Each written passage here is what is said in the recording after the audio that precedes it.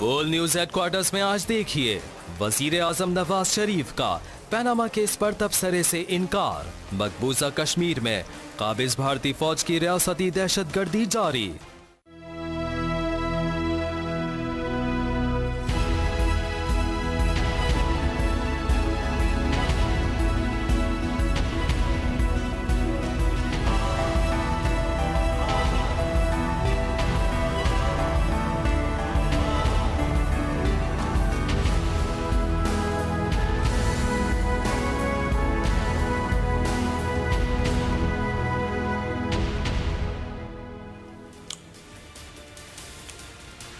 बिस्मिल्लाहिर्रहमानिर्रहीम, अस्सलाम वालेकुम जी। बोल न्यूज़ हेडक्वार्टर्स के साथ हमजा अली अब्बासी हाजिर हूँ। बात करेंगे जी मियाँ नवाज शरीफ साहब की। मियाँ नवाज शरीफ साहब गवादर के दौरे पे गए और हस्ब रिवायत उन्होंने बहुत सारे मंसूबों का ऐलान किया, बहुत सारे करोड़ों अरबों रुपए उन्होंने कहा कि मैं निछावर हैं जी गवादर की आवाम के ऊपर। तो हस्ब रिवायत जी उन्होंने बहुत सारे मंसूबों का ऐलान किया वहाँ पर। और उसके अलावा उन्होंने पनामा का जो केस है उसके ऊपर कमेंट करने से जो है वो गुरेज किया। पनामा पे उन्होंने बात नहीं की जी। पनामा पे उन्होंने फरमाया कि जी इस पे बात करना मुनासिब नहीं है। तो लेकिन अपने जो उनके बाकी मुस्लिम लीग नून के रहनुमा हैं वो भी उनको चाहिए कि अपने कायद की बात पर अमल करें नवाज शरीफ साहब की, और वो भी फिर बड़ी बड़ी बातें ना करें जी पनामा के ऊपर। खैर इस पर रिपोर्ट देख के वापस आते हैं और इस पर ज़रा तबसरा लेंगे जी। हमारे साथ मौजूद होंगी यास्मीन राशिद साहिबा।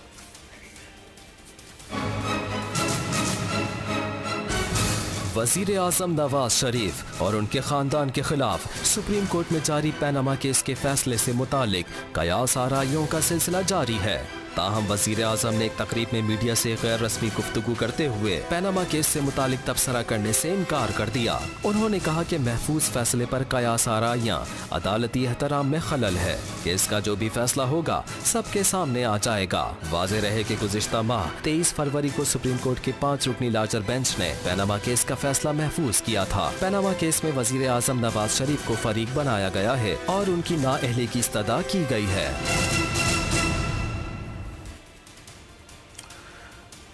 जी रिपोर्ट आपने देखी। डॉक्टर यास्मीन हमारे साथ हैं। डॉक्टर साहिबा, वजीर आजम ने तो कह दिया कि जी इस पर मैं तबसरा नहीं करता, अदालती एहतराम के खिलाफ है, लेकिन उन्हीं के वज़रा जो है, उन्हीं के पार्टी के जो अरकान है, जैसे साद रफीक साहब की बड़ी मशहूर स्टेटमेंट है कि जी लोहे के चने हैं, हमें अगर चबाया गया तो आपके दांत टूट जाएंगे, और इस तरह के बहुत सारे उन्होंने तबसरे किए जो कि किसी हद तक तौहीन अदालत के अंदर भी आते हैं। तो ये जो नैरेटिव्स सुनने को मिल रहे हैं कि वज़रा अटैक करते हैं और जो वज़ीर आज़म साहब हैं वो कहते हैं कि मैं बात नहीं करूँगा, बाकी बहुत सारी एग्रेसिव स्टेटमेंट्स ख़ास तौर पे आजकल आ रही हैं, तो क्या कहेंगी आपके? जैसे राना सनाउल्लाह साहब ने कहा अगर फैसला अवाम के तवक्कुआत के मुखालिफ आया तो उसका बहुत बड़ा रद्द अमल सामने आएगा। ये भी रिसेंट स्टेटमेंट है वज़ीर कानून पंजाब की। क्या समझती हैं आप, मुस्लिम लीग नून हुकूमती जमात इस वक्त दबाव में आ चुकी है कि फैसला आने वाला है? क्या कहेंगे आप इस बारे में? इम्पॉर्टेंट ये चीज़ है कि जो बातें कोर्ट के अंदर हुई उनके बारे में बाहर जिक्र करना और आम आदमी तक उसकी बात पहुंचाना बिल्कुल गलत नहीं है, क्योंकि लोगों में शऊर पैदा होना चाहिए कि कोर्ट के अंदर क्या बात हुई। हर बंदा तो कोर्ट के अंदर जा नहीं सकता था इसके अंदर, इसलिए जो कोर्ट के अंदर गुफ्तगू शनीद हुई उसके ऊपर बात करना बिल्कुल हर बंदे का हक बनता है, क्योंकि वो कोई क्लोज्ड कोर्ट वो नहीं था कि कोई क्लोज कैमरा के अंदर सारी वो सेशन चल रहा था। दूसरी इम्पॉर्टेंट ये चीज़ है कि इमरान जहाँ तक नवाज शरीफ साहब है उनको ज़रूर प्रेशर में होना चाहिए। इस वजह से प्रेशर में होना चाहिए कि उन्हें भी पता है कि उन्होंने गलत काम किया हुआ है, उनको भी पता है कि मनी लॉन्ड्रिंग हुई भी है, उनको भी पता है कि जो इसाक डार ने सारे बयान दिए थे, चाहे वो जो जितना मर्जी कह दें कि मेरे कनपट्टी पे पिस्तौल रख के दिलवाए गए थे, बात यह कि बयान सही थे वो, चाहे वो कनपट्टी पे पिस्तौल रख के ही दिए गए हों, वरना बन घड़त तो इस तरह के बयान नहीं बन सकते कि भाई यहाँ से पैसा निकला, इधर गया, इस अकाउंट में गया। जिस तरीके से वो 40 सफ़े के उन्होंने अपना कन्फेशन दी हुई है, वो उस वैसी कन्फेशन को देख के और जब इन सारी चीज़ों को कंसिडर कर रही है अदालत, तो मेरा ख्याल है उनका परेशान होना जो है वो बिल्कुल बनता है। ठीक है। डॉक्टर साहब ये भी ज़रा बताइएगा कि फ़ैसला तो महफूज हो गया है, फ़ैसला आने वाला है, क्या तवक्कुआत है तरीक़े इंसाफ की? जी आपने कहा पब्लिक ऑफिस होल्ड कर रहे हैं आप तो आपका एक एक आना, एक एक पैसा जो खर्च हुआ है वो पब्लिक जो है उसकी it is the ownership of the public. They want to know कि भाई कहाँ खर्च किया आपने और कैसे खर्च किया, कहाँ से पैसे आए थे आपके पास, आपकी सोर्स ऑफ इनकम क्या थी। क्योंकि आपने तो माशाल्लाह 3 दफ़ा तीसरी दफ़ा प्राइम मिनिस्टर हैं और एक दफ़ा आप चीफ मिनिस्टर और एक दफ़ा आप फाइनेंस मिनिस्टर रह चुके हैं। जब इंसान के पास इतने ओहदे हों तो फिर हर पैसे के हिसाब देना जो इनका फ़र्ज़ बनता है। इसलिए जहाँ तक तहरीक इंसाफ है उसने बिल्कुल सही निशानदेही की और बार बार ये बात इसीलिए उठाई गई क्योंकि अगर हम ये बात उठाते नहीं तो शायद ये बात कभी कोर्ट तक पहुँचती भी ना। जी बहुत शुक्रिया डॉक्टर यास्मीन राशिद साहिबा। इसके साथ साथ जरा नजर डालेंगे जी इमरान खान साहब की प्रेस कॉन्फ्रेंस पे। आपको याद होगा याज सादिक साहब जो स्पीकर है नेशनल असेंबली के, उनके पास रेफरेंसेज आए थे जी जिसके अंदर नवाज शरीफ साहब के खिलाफ भी रेफरेंस मौजूद था। उन्होंने उसको नहीं भेजा, लेकिन जहांगीर तरीन और इमरान खान साहब के खिलाफ जो रेफरेंस था वो उन्होंने इलेक्शन कमीशन भेज दिया था। तो वो रेफरेंस जो है उसको अब नाकाबिल समात करार देकर उसको नल एंड वॉइड कर दिया गया जी। इसके ऊपर खान साहब ने प्रेस कॉन्फ्रेंस की और मेनली जो उनका मुतालबा था वो ये था कि जो याज सादिक साहब हैं वो अब बायस्ड हो चुके हैं, क्लियर बायस आ चुका है उनमें, वो अनबायस्ड नहीं रहे, इसलिए वो अब स्पीकर होने का भी हक खो चुके हैं। क्योंकि speaker national assembly is suppose to be neutral, is suppose to be unbiased towards every party. और उसके साथ साथ उन्होंने अपनी तफसीलात भी बयान की कि उनका तमाम पैसा जो है वो पाकिस्तान के अंदर है, लंदन की प्रॉपर्टी बेच के ऑफशोर कंपनी बना के वो पैसा पाकिस्तान के अंदर लेके आए। इस तरह की उन्होंने बहुत डिटेल जो है वो प्रेस कॉन्फ्रेंस की और मुतालबा ये किया कि स्पीकर नेशनल असेंबली को इस्तीफ़ा दे देना चाहिए क्योंकि वो बायस्ड हो चुके हैं। उनका क्लियर झुकाव है जी अपनी ज़ाती पार्टी और अपने कायद की तरफ। उसके साथ साथ जी ज़रा बात अब करते हैं, नज़र डालते हैं मिलिट्री कोर्ट्स के ऊपर भी। काफ़ी लंबे प्रोसेस के बाद जो एग्री कर चुकी है, ऑन बोर्ड आ चुके हैं, उनके 4 मुतालबात इनकॉर्पोरेट किए जाएंगे। कानून शहादत 1984 अप्लाई होगा, वकील जो है वो मुल्जिम की मर्जी का होगा, 24 घंटे के अंदर हेयरिंग करेगी कोर्ट, 24 घंटे के अंदर उसके ऊपर जो चार्जेस हैं उसके डिटेल्स दिए जाएंगे। और उसके अलावा 2015 में जो ज्यूरिस्डिक्शन थी मिलिट्री कोर्ट्स की मजहब और मसलक के नाम पे जो दहशतगर्दी होगी उनको सुना जाएगा सिर्फ, बाकियों को नहीं। बाकियों को एंटी टेररिज्म कोर्ट भेजा जाएगा, वो भी जो है इनकॉर्पोरेट कर लेंगे। तो बहरहाल कंसेंसस जो है वो आ चुका है। हमारे साथ शौकत बसरा साहब मौजूद हैं। शौकत बसरा साहब, फाइनली कंसेंसस हो गया है, क्या आपकी सिफारिशात से इम्प्रूव होंगी मिलिट्री कोर्ट्स या फिर खदशा ये भी जाहिर किया जाता है कि उनका जो स्पीडी प्रोसेस है उसमें खलल तो नहीं डलेगा इन सिफारिशात से? क्या कहेंगे आप? सवाल ही पैदा नहीं होता। जो मुल्ज़म है अगर उसके खिलाफ मटेरियल मौजूद है तो उसमें तो मैं समझता हूँ और बेहतरी आएगी, निखार आएगा। और कम से कम ये नहीं होगा कि उसके वर्षा ये कहेंगे कि हमारा बंदा अनहर्ड मारा गया, वो जो 6 महीने किसी कोर्ट में पेश नहीं किया गया, उसको वकील करने का हक नहीं दिया गया, उसको जिरा का हक नहीं दिया गया। और जो मुल्ज़म है उसको नहीं बचना चाहिए। और पीपल्स पार्टी की खास तौर पर मंशा यही थी कि इसको पार्लियामेंट में डिस्कस किया जाए। कोई जंगल का कानून तो नहीं है, बनाना रिपब्लिक तो नहीं है। आप एक पार्लियामेंट के अंदर मौजूद हैं, वहां पे बाकी जमातों ने देखा नहीं इतराज कर दिया जी, वो पीपल्स पार्टी का जी उसने वो बाकी तरामीम छोड़ दी। भाई हम तो यही चाह रहे थे कि इस दहशतगर्दी के अंदर जो इस वक्त फिजा कायम हुई हुई है, हमारा जो अदालती दूसरा निज़ाम अगर वो काम कर रहा होता तो शायद इन मिलिट्री कोर्ट्स की जरूरत ना पड़ती। लेकिन इन हालात एक्स्ट्राऑर्डिनरी है, हम एक जंग के हालात से गुजर रहे हैं, दहशतगर्दी का हमें सामने है।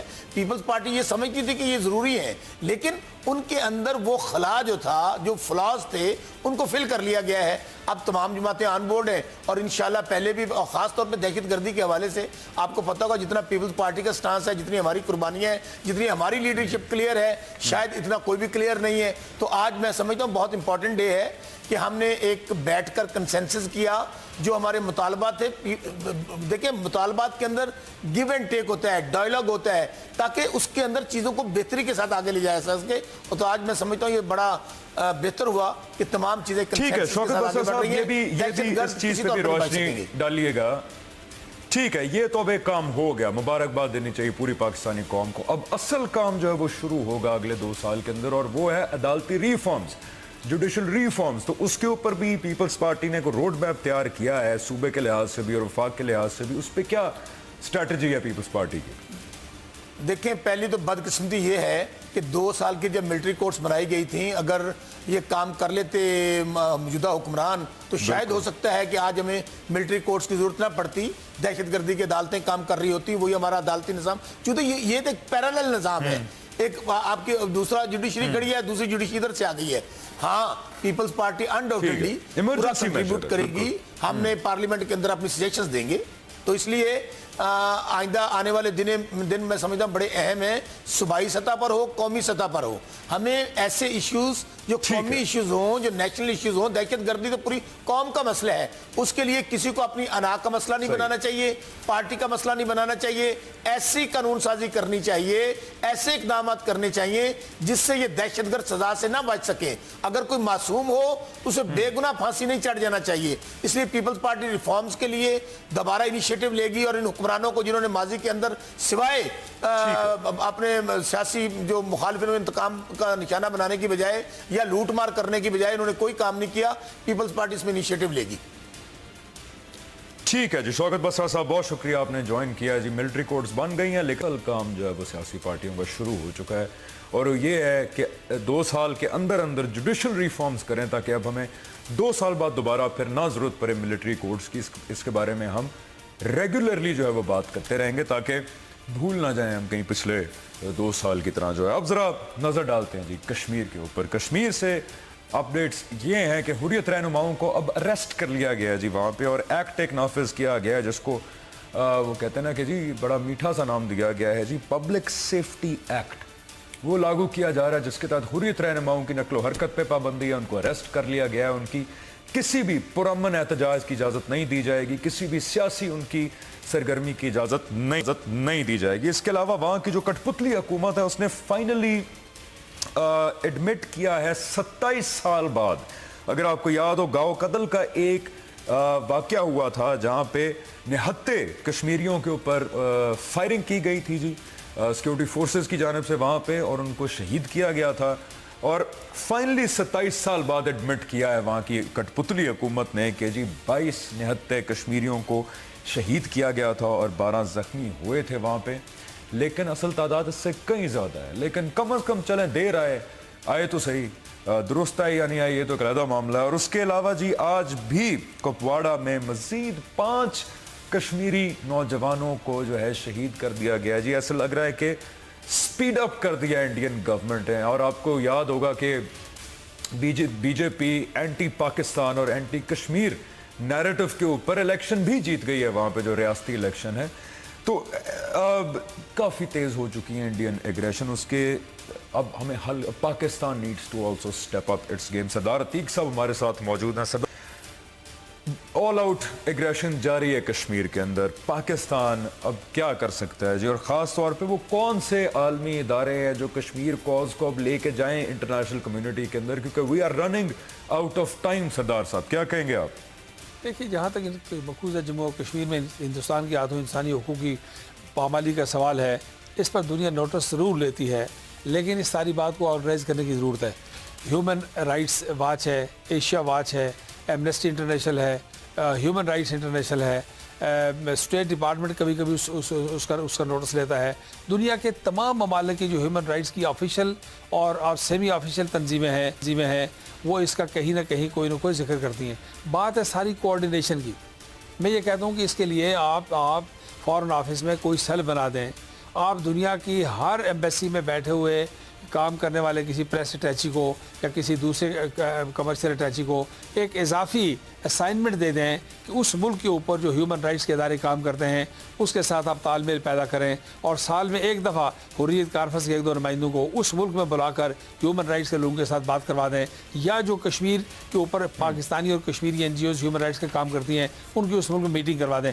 एक ही वक्त में आप दुनिया के 150-200 ममालिक में बनी हुई सरकारी और गैर सरकारी तंजीमों से 150-200 कश्मीरियों की मीटिंग करवा रहे होंगे, आपने फैसिलिटेट करना है। ये जायज़ हक है, पाकिस्तान का इख्तियार है, पाकिस्तान की हुकूमत की जिम्मेदारी है, ये तस्लीम शुदा हक है कि पाकिस्तान के डिप्लोमेटिक मिशन जो हैं वो दुनिया में काम काज करें, आप वफूद भेजें, उस पर लोग काम करें। तो इंसानी हकूक़ की एक तरफा पामाली करके हिंदुस्तान और फिर वो बॉर्डर पर चढ़ दौड़ता है, बंदे 2-4 मार देता है, शहीद कर देता है, ताकि दुनिया की तवज्जो इस तरफ लगी रहे। इसलिए हमें इसको मौसर तरीके से, सिस्टमेटिक तरीके से उठाने की जरूरत है।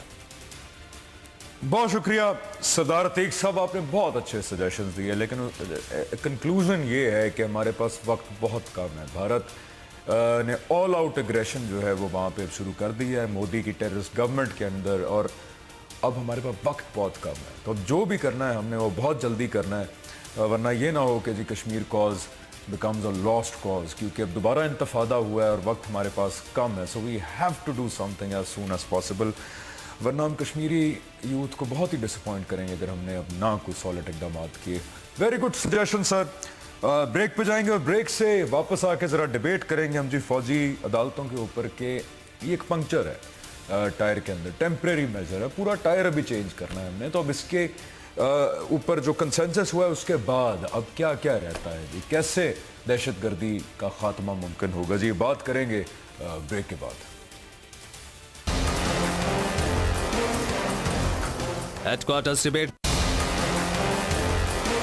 हेडक्वार्टर्स डिबेट शुरू होने जा रही है। पाकिस्तान की सबसे बड़ी डिबेट बोल न्यूज हेडक्वार्टर्स पर। क्या मुल्क में अमन अमान का दारोमदार सिर्फ फौजी अदालतों के जरिए ही मुमकिन है? पीपल्स पार्टी के मौक़िफ़ का दिफा करेंगे और अपने दलाइल पेश करेंगे सेनेटर सईद गनी, शहला रजा। मुस्लिम लीग नून के मौक़िफ़ का दिफा करेंगे और अपने दलाइल पेश करेंगे चौधरी असदुर रहमान, सेनेटर अब्बास खान आफरीदी।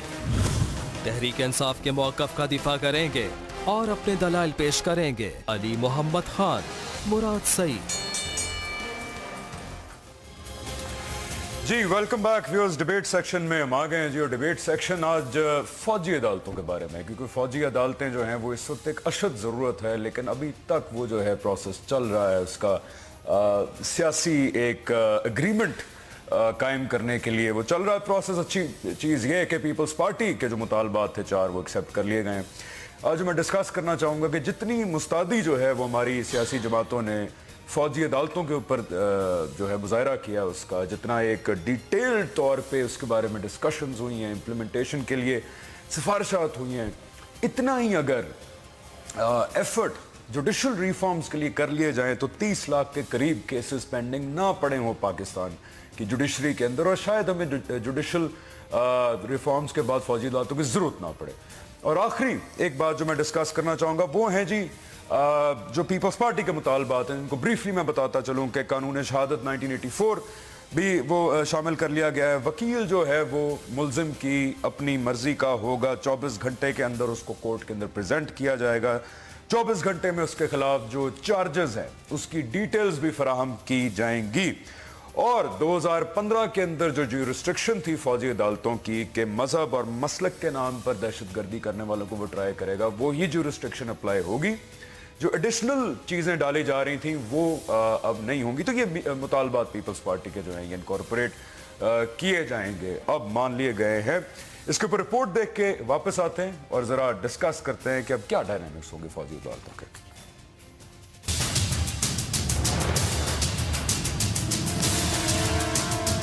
फौजी अदालतों ने पाकिस्तान में दहशतगर्दी के खात्मे के लिए अहम किरदार अदा किया है। आर्मी पब्लिक स्कूल के सानहे के बाद इन अदालतों का कयाम 2 साल के लिए किया गया था। मुल्क में तेजी से बढ़ती दहशतगर्दी की नई लहर ने फौजी अदालतों की मुद्दत में तोसी को अहम जरूरत करार दिया। हुकूमत की जानिब से 2 साल के लिए मजीद तोसी की जरूरत पर जोर दिया गया। गुज़िश्ता फौजी अदालतों में तकरीबन 274 मुकदमात की समाअत की गई, जबकि 12 दहशतगर्दों को अब तक फांसी दी जा चुकी है। अब सवाल ये है कि क्या मुल्क में अमन अमान का दारोमदार सिर्फ फौजी अदालतों के जरिए ही मुमकिन है? जी रिपोर्ट आपने देखी जी, फौजी अदालतें क्या इन्हीं से अमन आएगा पाकिस्तान? ये टेम्परेरी मेजर था, टायर में एक पंक्चर लगाया गया था, पूरा टायर अभी जो है वो ठीक करने की जरूरत है। उसके साथ साथ हम जरा पीपल्स पार्टी के मुतालबात भी डिस्कस करना चाहेंगे, इसलिए सईद गनी साहब आपसे मैं शुरू करना चाहूँगा, क्या कहेंगे आप? देखिए, आपने हमसे बिल्कुल दुरुस्त कहा है। फ़ौजी अदालतों का क़याम नेशनल एक्शन प्लान के 20 नुकात में से एक नुकता है, ताकि जल्द अज जल्द जो है वो दहशतगर्दों के ख़िलाफ़ जो अदालती कार्रवाई है वो अंजाम तक पहुँचे और उनको कोई सज़ा मिल सके। और ये भी जहन में रखें कि अदालतें मुजरिमों को सज़ाएं देने के लिए होती हैं। दहशतगर्दी ख़त्म करने के लिए आपको उस जुर्म का इर्तिकाब होने से पहले उनको रोकना है। तो ये एक आखिरी स्टेप है कि जब कोई जुर्म हो जाता है तो उसके बाद अदालतें उसको सज़ा देंगी। हम तो यहाँ बात कर रहे हैं कि ये जो दहशतगर्दी हमारे मुल्क में, इस दहशतगर्दी को रोका कैसे जाए। तो इसके लिए मैं समझता हूँ कि एक तो नेशनल एक्शन प्लान पर मनोअन बिल्कुल दिल जमई के साथ अमल दरामद होना चाहिए, 100% होना चाहिए।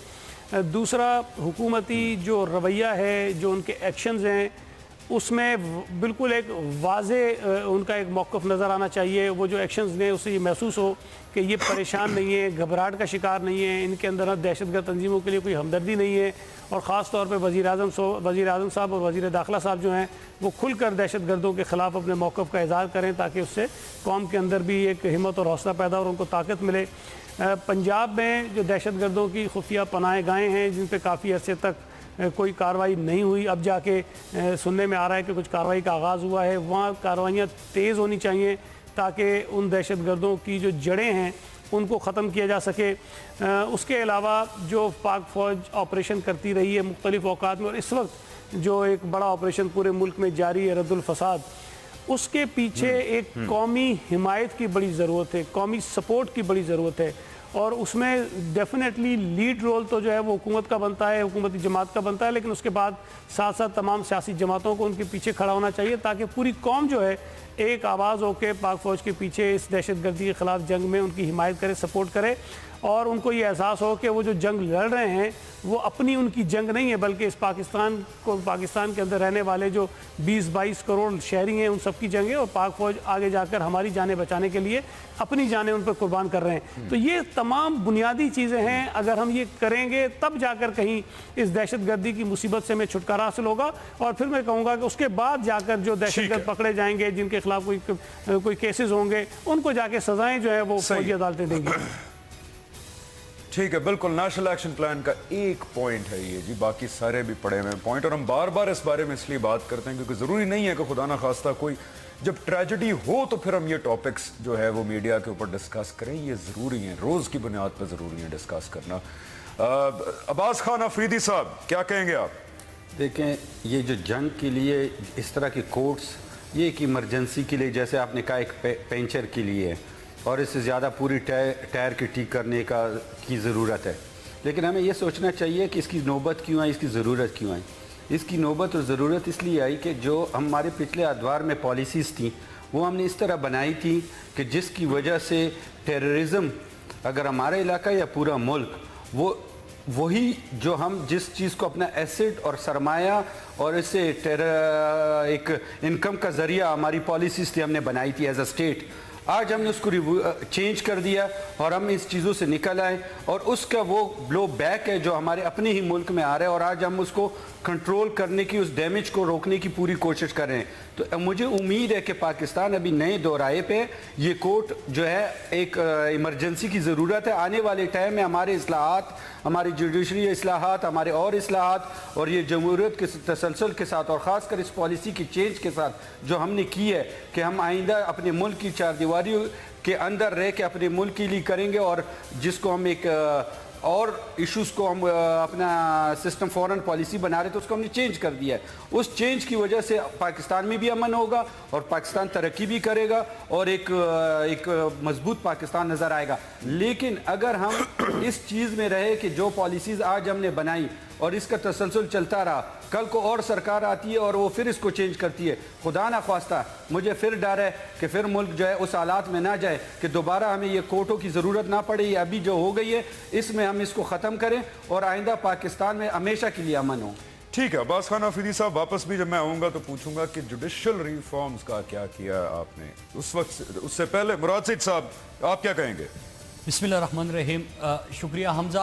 इसमें तो कोई दो राय नहीं है कि मिलिट्री कोर्ट जो है ये एक परमानेंट सोल्यूशन नहीं है। और 2 साल पहले जब मुल्क के हालात ऐसे थे, APS का सानिया हो गया था और तमाम पॉलिटिकल पार्टीज़ पूरी कौम मुत्तहिद होती है और दहशतगर्दों को सजाएँ देने की और दहशतगर्दों के ख़िलाफ़ ऑपरेशन करने की बातें होती है, तो उस वक्त मिलिट्री कोर्ट का क़याम होता है। लेकिन 2 साल में आपने जो अपने जुडिशियल सिस्टम के अंदर रिफॉर्म्स लेके आने थे वो नहीं हो सके, लिहाजा 2 साल बाद फिर हम इसी टॉपिक के ऊपर बहस मुबाहिसा हमारा शुरू हो गया। अब फिर से मिलिट्री कोर्ट्स में जो ताखीर है, हम तो इसके हवाले से भी ये कहते हैं कि जब गैर मामूली हालात है, जब आपने अपने जुडिशरी के अंदर रिफॉर्म्स नहीं लेके आए और आज भी उसके अंदर खामियां मौजूद है, तो फिर ताखीर किस बात की? आप फैसला कीजिए, क्योंकि आप पाकिस्तान के गली मोहल्लों में भी लाशें गिर रही है, हमारे नौजवानों के, हमारे पाक फौज के लोगों के, जवानों के और हमारे पाकिस्तान के शहरियों के जनाजे उठ रहे हैं, तो उसमें ताखीर किस बात की? लेकिन हमजा फिर वही बात आ जाती है कि आपने देखा कि एक क्रिकेट मैच के लिए पूरी कौम जिस तरह मुत्तहिद हो गई थी, आपने भी पहले अपने प्रोग्राम में ये बात कर चुके हैं आप कि हम बहैसियत पाकिस्तानी कौम इस नेशनल एक्शन प्लान को ओन क्यों नहीं करते, ओनरशिप क्यों नहीं लेते? अगर जिस दिन पाकिस्तान की मस्जिदों में, पाकिस्तान के हुजरों में, गली मोहल्लों में नेशनल एक्शन प्लान के एक एक नुक्ते के ऊपर बहस मुबाहिसा शुरू हो जाएगा, उस दिन आप समझ लीजिएगा कि हमारे पुलिस भी ठीक हो जाएंगे, हमारी मिलिट्री कोर्ट्स की जरूरत नहीं होगी, रिफॉर्म्स आ जाएंगी जुडिशियल सिस्टम के अंदर, काउंटर नैरेटिव मिल जाएगा हमें जब लोग इसके ऊपर ओनरशिप लेंगे। इसकी बात यह है हमजा कि हमारा दुश्मन जो है वो पूरी दुनिया के अंदर सीपेक भी लोगों के निशाने पे हैं, पाकिस्तान के अफगानिस्तान में जिस तरह के नए इत्तिहाद और नए ब्लॉक ईरान, अफगानिस्तान और इंडिया की सूरत में बन रहे हैं, वो भी हमारी दुश्मन है। फिर वो दाइश की जो बातें हैं वो भी अफगानिस्तान तक पहुंच गए, वो अलग एक चैलेंज है, पाकिस्तान को उससे निपटना है। तो दुश्मन बहुत तेज है और हमने उसका मुकाबला करना है, हमने अपने सरहदों का मुकाबला करना है, हमने पाकिस्तान के अंदर अपनी नेशनल इंटरनल सिक्योरिटी को बेहतर बनाना है। पॉलिसी है, हमें उसकी इंप्लीमेंटेशन की जरूरत है। नेशनल एक्शन प्लान के 20 नुकात के ऊपर जब तक अमल दरामद नहीं होगा तब तक हम जो एक देरपा अमन है और जो हमें कामयाबी मिलनी है वो मेरे ख्याल से मुमकिन नहीं है। शाला रजा साहिबा, आप क्या कहेंगी? हमजा, जो हमारे यहाँ एक नॉर्मल क्राइम होते हैं, हमारी पुलिस उसके लिए ट्रेंड होती है, लेकिन ये ऑर्गेनाइज्ड क्राइम जिसमें अपने रिट कायम करने की कोशिश की जा रही थी, मज़हब का नाम इस्तेमाल करके, जो आइडियोलॉजी उनकी थी, जो उस आइडियोलॉजी के उसमें नहीं आ रहा था दायरे में, उनको चुन चुन के कत्ल किया जा रहा था, दहशतगर्दी की जा रही थी। इसको हम टेररिज्म कहते हैं, ऑर्गेनाइज्ड क्राइम, और इसको हम प्रोएक्टिव टेररिज्म इसलिए कह रहे थे कि पैसा और हथियार भी जो है वो इनको मुहैया किया जा रहा है हमारे मुल्क में। तो ये देखते हुए हमने पैरा मिलिट्री और मिलिट्री फोर्सेस के ऑपरेशन को तरजीह दी। तो इसी तरह हमने ये भी समझा कि ये अदालतें जिनके पास पहले ही अपना काम है और इनके जजेस और वकला जो हैं ये ऑर्गेनाइज्ड क्राइम के तहत ये टेररिस्ट उनको निशाना बना रहे हैं। तो ये सोचने के बाद हम लोग सब ने नेशनल एक्शन प्लान में आर्मी कोर्ट्स जो हैं उनकी एक जो है तरजीह किया था, वो तजवीज़ किया था, और उसके साथ साथ ये भी था कि हम जुडिशल जो है रिफॉर्म्स भी करेंगे। लेकिन मैं दोबारा ये कहूँगी कि हम सब ये जानते हैं कि ये जहरीले बीज जो हैं ये ज़िया के ज़माने से बोए हुए हैं और हमने इन बीज को, इन दरख्तों ही को जड़ से काट देना है, इनको फलदार नहीं होने देना है। लेकिन हम जो है ना हमेशा वो अपने काम से दिल चुराते हैं। हमें ये कहना चाहिए कि हुकूमत का बहुत ज़्यादा काम था ये, क्योंकि आपको याद होगा 2 साल पहले जब नेशनल एक्शन प्लान नहीं बना था उस वक्त हमने देखा था कि हमारे बहुत बहादुर पुलिस ऑफिसर्स, जिसमें चौधरी असलम से लेकर तनौली साहब वगैरह, ये सब शहीद हो गए थे। तो इन सब चीज़ों को मद्देनज़र रखते हुए ये ज़रूरी था कि हमें एक शदीद किस्म का ऑपरेशन करें। तो इलाका खाली करना और जो पकड़े गए लोग सिर्फ उनको सज़ा देने से तो काम नहीं होगा ना। हमें, जो मैंने कहा कि ये बोए हुए बीज हैं, इनके दरख्तों को जड़ों से निकालना है और जो दरख्त हैं उनको फल नहीं देने देना है। लेकिन इस पे काम नहीं हुआ बदकिस्मती से। ये तो ज़रूर हुआ आरबी पब्लिक के बाद से कि इनको दहशतगर्द माना गया, वरना उससे पहले तो पीपल्स पार्टी के लोग थे, पीपल्स पार्टी की लीडर थी या फलाने मसलक के लोग थे या थे, वो मारे जा रहे थे। सही है। नेशनल एक्शन प्लान पे मैं आपके जो मुतालबात एक्सेप्ट हुए ये लेकर आपके पास सईद गनी साहब के पास आऊंगा, लेकिन उससे पहले चौधरी असदुर रहमान साहब, आप क्या कहेंगे? देखिए जी, मैं तो ये समझता हूँ कि 2 किस्म की लॉ एंड ऑर्डर के मसले हैं। एक तो नॉर्मल क्राइम है, जैसे डकैती, चोरी, आम कत्ल या कोई अगवा बराए तावान, जो नॉर्मल क्राइम है उसके लिए तो हमारा नॉर्मल जो जुडिशल सिस्टम है उसको कोप विद कर सकता है, लेकिन ये मिलिटेंट ऑर्गेनाइजेशंस को कंट्रोल करने के लिए ये सिस्टम उसके लिए बना ही नहीं है। ये एक किस्म की बाकायदा खाना जंगी की सूरत बहाल मुल्क में पैदा होगी, जिसमें हमारी तकरीबन 2 लाख आर्मी इन्वॉल्व होगी, हमारी एयरफोर्स इन्वॉल्व होगी। तो ऐसे मिलिटेंट ऑर्गेनाइजेशंस को कंट्रोल करने के लिए फिर ये एक नेशनल कंसेंसस था, और मैं समझता हूँ इसमें हमें ये कड़वी गोली निगलनी पड़ी कि हमने यहाँ पर मिलिट्री कोर्ट्स बनाई हैं। और इसमें मुझे इस बात की खुशी है कि इसमें एक नेशनल कंसेंसस 2 साल पहले भी था और आज भी एक नेशनल कंसेंसस है कि इस मिलिटेंट जो इंसर्जेंसी है, इंसरेक्शन है, इसको कंट्रोल करने के लिए पहले हमारा ख्याल था कि शायद 2 साल में ये मुकम्मल तौर पर हम काबू पा लेंगे, इसलिए उसकी टर्म 2 साल रखी गई। लेकिन अब देखा कि नहीं, अभी भी ज़रूरत है, क्योंकि ये बाकायदा तो अगरचे बहुत हद तक इस पर काबू पा लिया गया है, लेकिन अभी भी काफ़ी काम होना बाकी है। तो इसके लिए इसको 2 साल और मज़ीद दुआ करें कि 2 साल में ये इस पर हम मुकम्मल तौर पे काबू पा लें और इस मुल्क में इस खत्ते में अमन हो जाए। इसके लिए और भी बहुत कुछ करने की ज़रूरत है, हमें फॉरेन पॉलिसी में भी बहुत सारे मेजर्स लेने पड़ेंगे, क्योंकि इस रीजन में अमन होगा तो उसमें हमें अमन होगा। इसकी और भी बहुत सारी जहतें हैं, बहुत सारी ज़रूरतें हैं जो उनको पूरा करना पड़ेगा, लेकिन उसमें एक इसकी ज़रूरत ये भी थी कि जहाँ पर मिलिट्री इन्वॉल्व है, हमारे 60,000 से ऊपर तो हमारे सिविलियन शहीद हो गए इस जंग में, और हज़ारों की तादाद में हमारे आर्म पर्सनल, जिसमें पुलिस भी शामिल थी, जिसमें सिविल आर्म फोर्सेस भी थी और जिसमें हमारी आर्मी भी शामिल थी, वो भी इसमें शहीद हुए। हमारे एयरफोर्स के जहाज़ों के नुकसान हुए और हमारे नेवी पे भी हमले हुए। तो इस किस्म की क्राइम को कंट्रोल करने के लिए फिर ये मिलिट्री कोर्स जो है ये एक नेसेसिटी थी, और मुझे खुशी है कि इस पे आज कंसेंसस हो गया है और इसकी अभी हमें कौमी तौर पर जरूरत है। लेकिन नॉर्मल जो क्राइम है उसको कंट्रोल करने के लिए भी, चूंकि ये बड़ा ठीक है जी। साउथ एशिया टेररिज्म पोर्टल की रिपोर्ट है 2007-8 से लेके अब तक 25,000 पाकिस्तानी दहशतगर्दी का निशाना बन चुके हैं जी। अली मोहम्मद खान साहब क्या कहेंगे आप? बिस्मिल्लाहिर्रहमानिर्रहीम, अल्लाहुम्मा सल्लि व सल्लिम व बारिक अला सय्यिदिना मुहम्मद रसूलुल्लाह सल्लल्लाहु अलैहि वसल्लम। हमजा अली अब्बासी साहब, 23 मार्च 2017 आ रहा है और इस साल पाकिस्तान को बने हुए भी इंशाअल्लाह 70 साल हो जाएंगे 14 अगस्त को। मेरे लिए इम्पॉर्टेंट बात यह है कि क्या 70 साल बाद हमारी जो डायरेक्शन है वो सही तरफ है, क्या हमने कायद आज़म का मैसेज सही समझा है। आज जो इस मुल्क में हो रहा है वो ना होता अगर हम इस मुल्क को उस तरीके से चलाते जिससे कायद चाहते थे, और कायद से भी बड़े हमारे एक लीडर हैं जो हम सब के लीडर हैं और जो पूरी कायनात के लीडर हैं अल्लाह के बाद, जनाब मोहम्मद रसूलुल्लाह सल्लल्लाहु अलैहि वसल्लम। उनके जो सुन्ना है उस पर कितना अमल होता है। पाकिस्तान क्यों बना था और पाकिस्तान के बनने का मकसद क्या था, कायद के जहन में क्या सोच थी, वो क्यों पाकिस्तान बनाना चाहते थे, 2 कौमी नजरिया क्या था जिसकी जड़ों पे आज वार किया जा रहा है।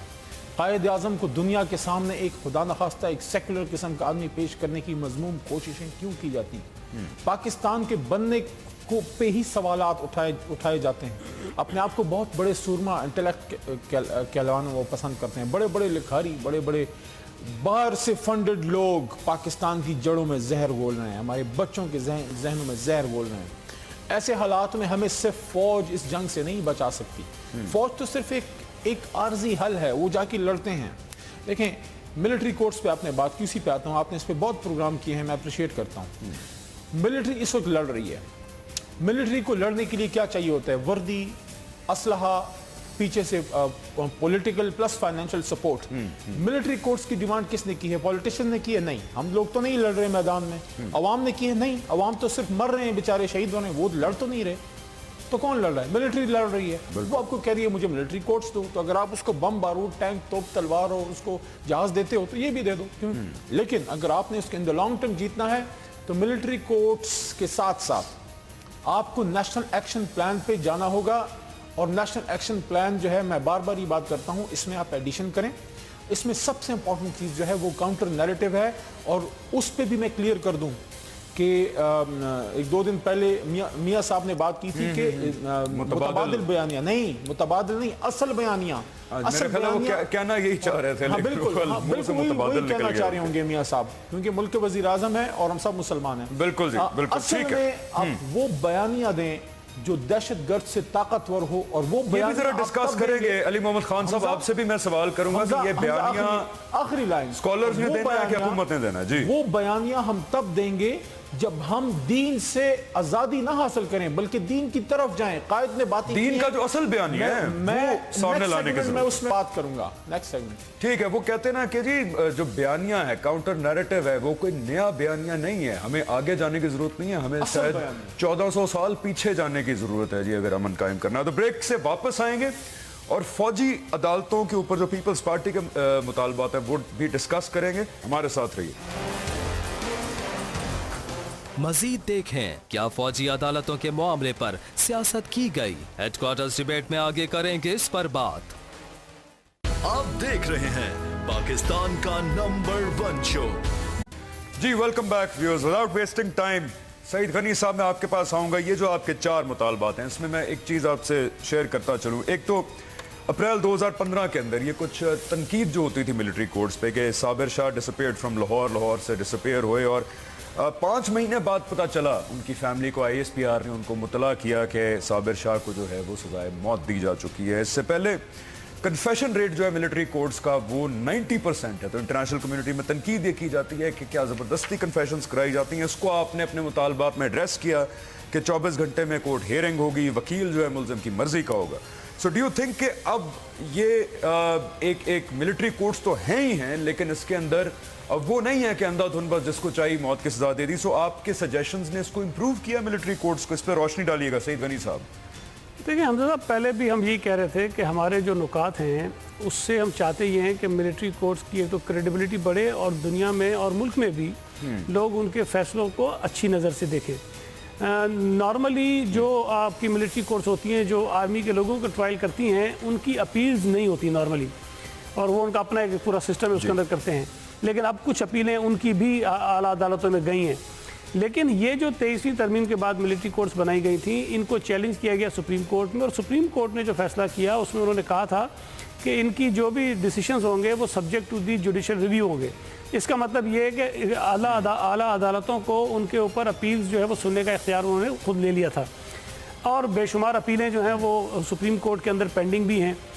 अब जब अपील भी वहाँ जाती थी, इसलिए हमने ये प्रपोज़ किया था कि एक आर्मी ऑफिसर के साथ एक जज को बिठाएं, ताकि उसका जो ऑथर हो जजमेंट का, वो जब जज होगा तो उसकी जो लैंग्वेज होगी वो डिफरेंट होगी, और वो जब अपील में जाएगी, जो भी फैसला वो करते हैं किसी के ख़िलाफ़, तो वो अपोल्ड होने के ज़्यादा चांसेस होते हैं। अगर कोई बनस्बत अगर कंपेयर करेंगे कोई फौजी ऑफिसर उस जजमेंट को लिखेगा तो टेक्निकली उसके अंदर काफ़ी फ्लॉज रह जाते हैं।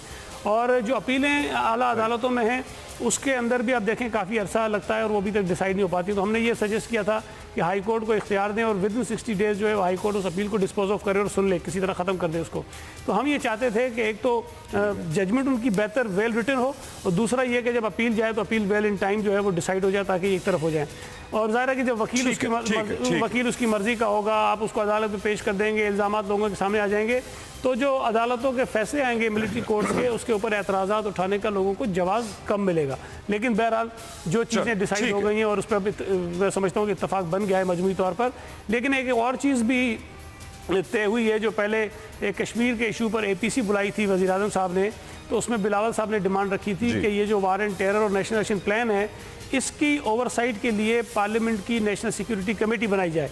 और वहाँ पर तमाम जमातों ने इत्तेफाक भी किया, वज़ीर आज़म साहब ने भी इत्तेफाक किया कि हम ये कमेटी बनाएंगे, लेकिन उसके बाद से आज तक उन्होंने नहीं बनाई। उसमें आज ये फैसला नहीं, आज ये फैसला हुआ है कि वो कमेटी भी ये कॉन्स्टिट्यूट कर देंगे इसके साथ साथ। तो मैं समझता हूँ कि एक तो ये जो पार्लियामेंट की ओवरसाइट भी आ जाएगी इनके ऊपर।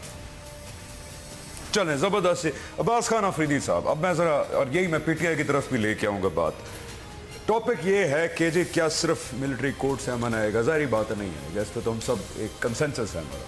सर, आप हुकूमत को रिप्रेजेंट कर रहे हैं, क्या आप नेशनल एक्शन प्लान के कुछ हमें पॉइंट्स बता सकते हैं जिनके ऊपर अमल दरामद हुआ है? Taking out the military courts, इनको तो साइड पे कर दें, इसके अलावा आप बताइए। और दूसरी बात जो मैं पूछना चाहूँगा जुडिशल रिफॉर्म्स नहीं हुए, 3 मिलियन केसेस पेंडिंग पड़े हुए हैं, जुडिशल प्रॉब्लम्स हैं हमारे मुल्क के अंदर। बहुत आसान तरीका सर, सजेशन 3 महीने दें, जजों को बुलाएं, बार काउंसिल के वकला को बुलाएं, पूछें आपको क्या चाहिए और उस पर डिस्कस करके उसको पास करें। सर क्यों नहीं हुए जुडिशल रिफॉर्म्स और कितने पॉइंट्स पे अमल दरामद हुआ है नेशनल एक्शन प्लान के अभी तक? जी अब्बास खान अफरीदी साहब। ऐसा है कि ये कह देना कि इस टेररिज्म के ज़रब अज़ब के 19 या 20 पॉइंट पे काम नहीं हुआ, अगर सूबे हैं या फेडरल गवर्नमेंट है, इस पे दिन रात काम हुआ है। सूबों ने भी किया है, फेडरल गवर्नमेंट ने भी किया है। आपके अगर मदरसा इस्लाहात है उसमें भी सूबों ने भी काम किया है। तकरीबन इस वक्त 4 सूबे की रजिस्ट्रेशन उन्होंने पूरी कर ली है। जो थोड़ी बहुत 1-2 सूबों की रहती थी वो भी कंप्लीट हो चुकी है। रजिस्ट्रेशन कंप्लीट हो चुकी है। अगर आपकी फाटा के इस्लाहात थे वो आपके सामने एक लेवल तक पहुंच चुके हैं जिस पर काम चल रहा है। उसके अलावा अगर आपकी जो अभी हमारी कोर्ट के मसले थे, जुडिशरी रिफॉर्म, असल में हम मिसालें देते हैं अपने बड़े, कभी कभी बरतानिया का, कभी अमेरिका का, अगर फिर कोई सब रह जाते तो फिर हम इंडिया का। तो हमारे मुल्क में अभी तक जमहूरियत को हुए 8 साल 9 साल। हम अदवार याद करते हैं, फिर वो जो तोड़ देते हैं, फिर एक बच्चे हलाक करके फिर वो पैदा होता है और फिर 8-9 साल, और हम मिसालें देते हैं 100-100, 150-150, 2-2 साल जमहूरियत मुल्कों की। हमारे मुल्क को एक टाइम चाहिए कि जहाँ ये इस्लाहात का एक निज़ाम जो है पूरी तरह मजबूत हो जाए। नहीं 50 या 100 साल, क्योंकि मसला नहीं, मैं 50-100 साल की बात है। 8 साल अगर आप एक बच्चा भी आपके घर में होगा ना, तो 8 साल में जो है मेरे ख्याल आप उससे कोई तवक्को नहीं रखते कि वो आपके लिए जो है घर में कोई रोजगार पैदा कर दे या माँ बाप के सहारा बन जाए। तो एक टाइम चाहिए होता है, एक तसलसल चाहिए होता है। तो दुनिया में एक निज़ाम जब चलता है, अगर आप उसको तसलसल नहीं देंगे, आप कह रहे हैं कि भी और टाइम लगेगा, फॉर टाइम लगेगा। लेकिन काम के बारे में, इस जंग के बारे में अगर बात की जाए तो मैं कहता हूं पाकिस्तानी कौम जिस तरह 54,000 लोग शहीद हुए, आर्मी के लोग शहीद हुए, और हम इसको 10-12 साल से जो जिस इलाके से मैं हूं, खैबर पख्तूनख्वा फाटा, जितने लोग शहीद हुए, मैं कहता हूं कि आज वो लोग एक खुशी का, एक मुतमईन, एक ऐसी जिंदगी का सोच रहे हैं जो मेरे ख्याल में अगर मेरे साथ भाई बैठे 3-4 साल पहले, वो ये सोच नहीं सकते थे कि ये जिंदगी हमें नसीब भी होगी, इस मुल्क में ऐसा वक्त भी आएगा। जो लोग ये कहते हैं कि हम बहुत पीछे, मेरे हिसाब से हमारी आर्मी ने, हमारी कौम ने 10 साल का सफर 2 साल में तय किया। ठीक है जी, आप इत्तेफाक करेंगे मुराद सईद साहब के 10 साल का सफर 2 साल में तय किया। जैसा इन्होंने बताया रजिस्ट्रेशन मदरसा की हुई है, फाटा इस्लाहात हुए हैं, तो कुछ अमल दरामद हो ही रहा है नेशनल एक्शन प्लान पर। Do you agree? देखिए, पहले तो हम जब अपनी तारीख को देखते हैं तो 10 साल पहले जब ये दहशतगर्दी की जंग और 9/11 के बाद जो दुनिया के हालात बदले और पाकिस्तान पे खुसूसन उसका असर हुआ, तो 70,000 जानों का नजराना हमने पेश किया, वो इन्हीं 10 सालों में पेश किया। इससे पहले अगर आप देखें तो पाकिस्तान में अमन था। आप 60s में देखिए, 70s में देखें, तो आप खुद फैसला कर लीजिए कि हम आगे जा रहे हैं कि पीछे जा रहे हैं। और सबसे पहले आपको अपने नेशनल इंटरेस्ट रखने होते हैं। अभी मैं आता हूँ आपकी नेशनल एक्शन प्लान के ऊपर, लेकिन जिस तरह के हमजा आप बगैर मतलब रोजाना की बेस पे जो नेशनल एक्शन प्लान के ऊपर आप बात करते हैं, तो इसी तरह एक बॉर्डर मैनेजमेंट का भी था। और उसके ऊपर मैं इसलिए आऊंगा कि हमारा राह रास्त, राह हक, राह निजात, खैबर 1, खैबर 2 ये ऑपरेशन जो हुए थे, तो मैं 12 आपके प्रोग्राम में भी हवाला दे चुका हूं कि 2004 में आपने साउथ वजीरिस्तान क्लियर कर दिया था, फिर आपने 2008 और 9 में खैबर और बॉर्डर एजेंसी भी क्लियर करके दे दी थी। लेकिन फिर उसके बाद जो कि आपका बॉर्डर मैनेजमेंट की तरफ आप नहीं गए, जो कि आपके न सिर्फ नेशनल इंटरनल सिक्योरिटी पॉलिसी का हिस्सा था बल्कि आपके नेशनल एक्शन प्लान का भी हिस्सा था। लेकिन आप क्या समझ रहे हैं, सिम्ट ठीक है या सिम्ट ठीक नहीं? मैं उस पाकिस्तान में रीसेंट अटैक्स जब हुए और उसके बाद आपने अफगानिस्तान से बात की और आपने बॉर्डर ही बंद कर, तो हम बॉर्डर ही बंद कर दिया, तो क्या ये सोल्यूशन है? मतलब रिएक्ट करने की बजाय अगर हमें जो अपनी पॉलिसी बनाई है उसके ऊपर अमल दरामद करें। 2200 किलोमीटर बॉर्डर है, 365 ऐसे अलग रास्ते हैं, ऐसे अलग रास्ते हैं कि जिनके थ्रू भी दहशतगर्द आते हैं, तो उसको रोकना होगा। दूसरी बात ये कि हम जब काउंटर नैरेटिव की बात करते हैं और ये ऑपरेशन और इलाके क्लियर करने की, तो हमें 2-3 चीजें और याद रखनी चाहिए। हमजा बलूचिस्तान के हालात मुख्तलिफ हैं, उनकी महरूमिया है, उनको सीने से लगाना होगा, उनको करीब लाना होगा। साउथ पंजाब, अगर वहां पे दहशतगर्दों को सेफ हेवन्स मिलते हैं तो उसकी रीजन क्या है? अगर वहां पे लोग उनके तालिबान के साथ या सेक्टेरियन ऑर्गेनाइजेशन के साथ मिलते हैं तो उसकी रीजन क्या है? उनकी महरूमिया है, उनको आप रोजगार दो, उनको मेन स्ट्रीम में लेके आओ, जिस तरह के फाटा गए तो हैं वज़ीर आज़म साहब किया, गवादर गए तो हैं, उन्होंने बड़े ऐलानात किए हैं वहां पे सर, अरबों रुपए के। खैर उस पर भी बात करेंगे, लेकिन शहला रजा साहिबा, क्या आप समझती हैं कि सिमत ठीक है या नहीं है? माना कि बहुत चीजें अभी नहीं हुई, डायरेक्शन ठीक है शहराजा साहिबा? देखिए, डायरेक्शन नेशनल एक्शन प्लान जो बना था वो इस डायरेक्शन पे अमल होता तो सही होता। सिर्फ ये नहीं है कि फ़लाँ चीज़ पे अमल हुआ। अमल जो है एक मुस्तकिल प्रोसेस होना चाहिए कि मुस्तकिल इस पे काम हो रहा है। एक बहुत बड़ी बात, मैं अगर ज़ाहिर हमारा टाइम कम है, हम कह रहे हैं कि हेट स्पीच, हमें मालूम है कि हेट स्पीच हो रही है, तो इसका मतलब ये नहीं है कि वहाँ की इंटरनेट सर्विस बंद कर दें कि लोग सुने नहीं, लेकिन उसको नहीं पकड़ें जो हेट स्पीच कर रहा है। हम जो है, हमें मालूम है कि ये शख्स कह रहा है कि मैं बैत कर चुका हूं और लोग उसके थ्रू बैत कर रहे हैं, हम उससे मिले, तो ये फिर मुस्तकिल प्रोसेस तो नहीं हुआ। ये तो ये हुआ कि जब आपका दिल चाहा आप मिल लिए। आपको मालूम है कि ये एक्स्ट्रा ऑर्डिनरी सिचुएशन है। सिंध में पता नहीं कब से रेंजर्स काम कर रही है और फिर उसको मजीद 2 इख्तियारात भी दिए गए 2 साल पहले। तो पंजाब के तो वजीर आला, वो वजीर दाखिला शहीद भी हो गए, लेकिन बड़ी मुश्किल से अब रेंजर्स को एंट्री मिली, उसको भी डिट्रैक्ट करके पश्तून की साइड मुड़ने की कोशिश की गई। या ये कि हम अपना मफाद देखें तो हम कहें कि गिलगित बल्तिस्तान में जो है ये बैंड आउटफिट पे तो पाबंदी है, लेकिन आज़ाद लड़ लो। फिर एक तरह से हम कहें कि माइंड सेट को आज़ादी दे दी, कागज़ पे पाबंदी कर दी, तो काउंटर नैरेटिव भी बन गया। तो जुमले अदा करने से कोई फायदा नहीं होगा जब तक कि आप अमलन एक एक चीज पर खड़े ना हो। और यही फर्क है हमें और टेररिस्ट में कि वो यूनाइटेड है, उनकी सबकी एक सोच है, चाहे सिपा हो चाहे लश्कर हो। कोई भी मुतमईन नहीं है, कोई भी मुतमईन नहीं है। पाकिस्तान का कोई शख्स मुतमईन नहीं। ऑपोजिशन ठीक है, चौधरी असदुर्रहमान साहब नहीं है मुतमईन ऑपोजिशन। हमदा साहब, बात यह है कि असल जहां काउंटर नैरेटिव की बात हो रही है, तो मैं यहाँ पर अपना नुक्ता नज़र पेश करता हूँ कि 1940 में लाहौर में इस वक्त के इकबाल पार्क, उस वक्त के मिंटो पार्क में एक रेजोल्यूशन हुआ था, लाहौर रेजोल्यूशन, जिसको करारदाद पाकिस्तान भी कहा गया। वो एक स्पेशल सर्कमस्टांसेस थे जब इंडिया में मुस्लिम जो अक़लियत थी उसको आइनी तहफ़्फ़ुज़ात जब कांग्रेस पार्टी ने या हिंदू क़यादत ने नहीं दिए, तो उसके बदले में फिर पाकिस्तान मूवमेंट शुरू की गई। लेकिन पाकिस्तान जब बन गया तो 11 अगस्त 1947 को कॉन्स्टिट्यूएंट असम्बली में कायद-ए-आज़म ने जो फिर पाकिस्तान बनने के बाद का लाहे-अमल दिया, 11 अगस्त 1947 को कॉन्स्टिट्यूएंट असम्बली में कायद-ए-आज़म की तकरीर है, जिसमें उन्होंने पाकिस्तान बनने के बाद का नैरेटिव बयान किया हुआ है कि उन्होंने कहा कि इस वक्त पाकिस्तान एक कौम है। अब ये इसमें झगड़े छोड़ दें कि इसमें कोई अक़लियत भी है या अक्सरियत है, अब पाकिस्तानी एक कौम है। तो हमने पाकिस्तान को बदकिस्मती से कायद-ए-आज़म का जो नैरेटिव था, कायद-ए-आज़म की जो सोच थी, उसके उलट ख़ास तौर पे जो मिलिट्री डिक्टेटरशिप के दौर में ये उसका उलट नैरेटिव दिया गया। और यहाँ पर फिर ये रिलीजियस वो टेंशन्स पैदा की गई, जिसके नतीजे में ये हालात पैदा हुए जो अब आज मुल्क में हैं। हमने तमाम कौमियतों को, तमाम मसालिक हैं, हर एक को उनका आईनी हक देना है और उससे ये टेंशन्स खत्म हो जाएंगी। ये जमहूरियत ना होने की वजह से भी ये मसाइल पैदा हुए हैं। जमहूरियत खुद ब खुद कौम को मुतहद कर देती है और इंशाअल्लाह ताला जब जमहूरी इदारे मुस्तहकम होंगे तो कौम मुतहद हो जाएगी। लेकिन फिल वक्त ये जो अजदा पैदा हो गया है, ये रिलीजियस और दूसरे जो मिलिटेंट्स, ठीक है।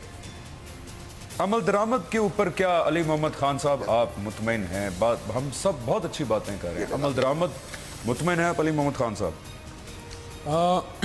हमजा साहब देखें, अमल दरामद के लिए हुकूमत की तरफ देखना जो है वो एक लाजमी अमर है, क्योंकि हुकूमत के हाथ में वो वसाइल हैं जहाँ से कौम का इज्तिमाई शऊर जो है उसको एक राह जो है वो दी जा सकती है। लेकिन उसमें बदकिस्मती से हम लोग उसमें उस तरह से कामयाब नहीं हो सके। अगर मैं नाकामी का लफ्ज़ इस्तेमाल करूँ वो शायद मुनासिब ना हो, क्योंकि अगर जिस दिन अमन होता है, मैं हमेशा ये बात करता हूँ, उसका मतलब ये नहीं है कि वो आपके दुश्मन जो हैं, दहशतगर्द जो हैं, वो कोई पाँव पे सार के सो रहे हैं। बिल्कुल उस दिन आप कामयाब होते हैं और जिस दिन एक धमाका होता है उस दिन भी आप कामयाब होते हैं, सवाए उस एक वाक़े के। क्योंकि आप इसको देखें कि जिस तरह अभी जो है शहला बीबी ने बात की है कि मुसलसल कोशिश होनी चाहिए, तो दहशतगर्द भी मुसलसल कोशिश कर रहे हैं, हमें भी मुसलसल अमन के लिए जद्दोजहद करनी चाहिए। यहाँ पे सोच होनी चाहिए ऐसी जहाँ पे जिस तरह घर का बड़ा सोचता है अपने बच्चे के बारे में कि अभी उसको जब वो डालता है किसी नर्सरी स्कूल में तो सोचता ही है कि इसको ऐसे लाइन में डालूंगा कि आज से 20 साल बाद ये डॉक्टर, या आज से जो है 16-17 साल बाद जो है इसको मैंने CSS करा, लंबा सोचता है। एक माँ जाके आज थोड़े से पैसे जोड़ के वो एक जेवर खरीदती है कि मेरी बच्ची बड़ी होगी तो उसको मैं जहेज में तोहफे में दूंगी, आज से सोचती है। 20 साल बाद का, 25 साल बाद का प्लान करती है। हमें कोई अल्लाह ताला करे, हमारे तो शायद नसीब में नहीं है कि उमर फारूक ज़ल्लम जैसे लोग हमें मिलें, लेकिन कोई हमें जॉर्ज वाशिंगटन ही अल्लाह दे दे, कोई हमें जो है नेल्सन मंडेला दे दे, कोई जनरल डेगाल जैसा दे दे जो आगे का सोचे। आज का तो जो आपका वज़ीर आज़म है, मैं मियाँ साहब का नहीं कह रहा, सॉरी, मैं उनको टारगेट नहीं कह रहा, मैं किसी भी वज़ीर आज़म का जो अभी तक आए हैं वो तो अगले इलेक्शन का सोचते हैं। वो अगले, आप जब आगे का सोचते हैं, देखें आप ये हम क्यों इस चक्कर में हमेशा पड़े होते हैं कि मैं बार बार इलेक्ट हूँ। आप ऐसा काम करें रहती दुनिया तक जिस तरह उमर बिन अब्दुल अजीज रहमहुल्लाह थे, 2 साल उन्होंने हुकूमत की, जब फौत हुए तो ऊपर से लिखा हुआ, मतलब आप कह रहे हैं लॉन्ग टर्म विजन उस तरह नहीं, शॉर्ट टर्म एकदम। मैं ये समझता हूँ इसमें बहुत बुनियादी रोल उन लिखारियों का, आप जैसे लोगों का हमजा है। आप ओपिनियन मेकर हो यार, आप जब बात करते हो लोग आपको भी सुनते हैं, तो आप हम सब ने मिलकर इसमें अपनी अपनी हुकूमतों को कामयाब करना है। अगर सिर्फ हुकूमत या फौज एक तरफ पॉइंट फिंगरिंग हो, एक सूबाई हुकूमत की तरफ हो, सूबाई हुकूमत मरकज की तरफ कहे, this is what the terrorist want. ठीक है, आपस में लड़ो और भिड़ के मर जाएं, आपस में लड़ के मर जी। बड़ी हम कंस्ट्रक्टिव अप्रोच आपने दी अली मोहम्मद खान साहब, और यहाँ पे अनफॉर्चुनेटली हमारे पास टाइम जो है वो खत्म होता है। नेशनल एक्शन प्लान पे अमल दरामद इंशाल्लाह हम इस पे रोजाना जो है वी टॉक अबाउट दिस, क्योंकि ये जरूरी नहीं है कि जब कोई ट्रेजेडी हो, जब कोई धमाका हो, अल्लाह ना करे, तो उसी वक्त हम इस चीज़ को हाईलाइट करें, उस वक्त इस पर बात करें। इस पर ये एक रोज़ाना की बेस के ऊपर हमें इसके ऊपर बात करनी पड़ेगी। दिस इज़ नॉट कि जी 3 महीने बाद ये सब ठीक हो जाएगा। This is an on going battle. ये पिछले 10 सालों से चल रहा है और ये अगले भी हो सकता है 10 साल इस पर हम ठीक करने में लग जाएं, इसको अगली नस्लें लग जाएं ठीक करने में। ऑन गोइंग प्रोसेस है बेहतरी का, इसलिए जिस पे बात करते रहेंगे हम लोग। लेकिन अच्छी बात यह है कि कम से कम हुकूमत और अपोजिशन नैरेटिव की हद तक इस बात पे एग्रीड है कि अभी बहुत कुछ करने की ज़रूरत है। इस जिम्मेदारी का एहसास हुकूमत को भी है और अपोजिशन को भी है। तो हमारा कौम हमारा फ़र्ज़ एक सोसाइटी के तौर पे ये है कि बार बार याद करवाते रहें कि आपने क्या नहीं किया, जो कर लिया वेल एंड गुड, जो नहीं किया उसके ऊपर बार बार याद कराना हमारी जिम्मेदारी है। जी, कल मुलाकात होती है। अल्लाह हाफ़िज़।